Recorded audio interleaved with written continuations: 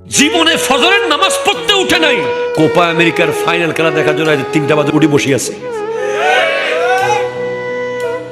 একটা ফুটবলার যদি আপনাকে এত পাল্টাতে পারে, তার যা রাষ্ট্রে তো আপনি ইমান দিয়েই দিবেন। কথা বলেন না, ঠিক কিনা কথা বলেন না?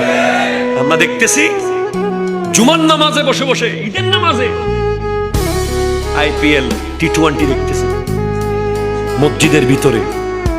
আমরা দেখি জুমার দিন যুবকরা মসজিদে ঢোকার আগে বৈঠকখানায় বসে বসে আল্লাহ জিকির আর নবীর দুরূদ না পড়ে পড়ে খেলার কথা, মেলার কথা, গানের কথা, ঠিক কিনা কথা বলেন? তোমাকে শেষ করে ফেলেছে।